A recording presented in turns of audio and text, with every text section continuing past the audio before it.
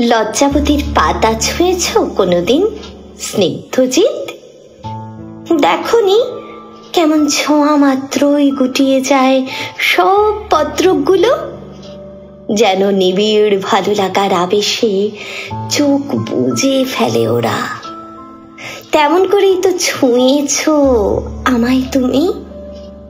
তাই আমার আধফোটা কথা কলিরা কেমন যেন পাতার আড়াল খোঁজে আজকাল।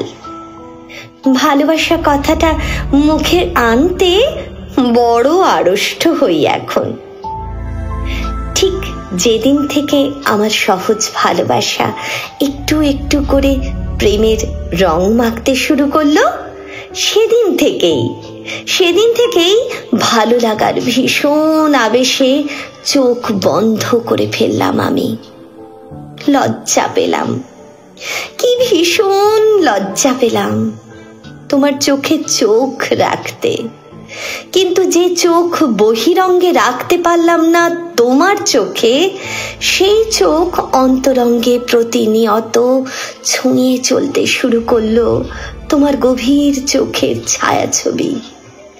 যে ঠোঁট তোমায় দেখে ভীরুতায় রাঙা হলো, সেই ঠোঁট নীরব অনুধ্যানে বারংবার চুম্বন দিতে থাকলো আমার পদ্ম দিঘিতে ভেসে ওঠা তোমার প্রতিবিম্বের ঠোঁটে।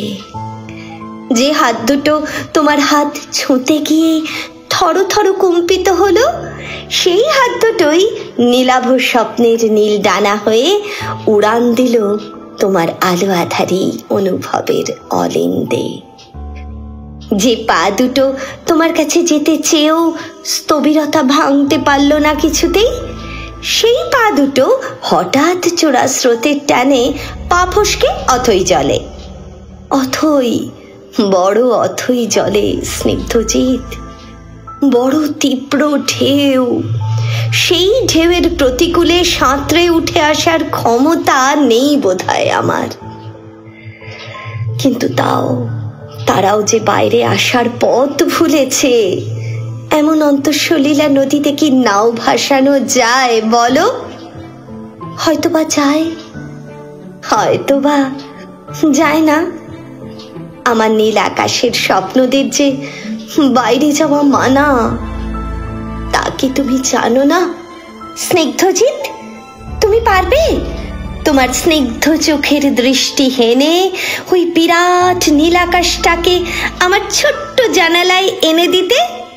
তাহলে আমি তোমার আকাশ লীনা হব। তুমি পারবে? বলো না, তুমি পারবে কি তেমন মাঝি হতে যে বালি খুঁড়ে গভীর অন্তঃপুরে গিয়ে নাও ভাসাতে জানে? তাহলে আমি তোমার অন্তঃসলীলা হব স্নিগ্ধজিৎ, তাহলে আমি তোমার অন্তঃসলীলা হব।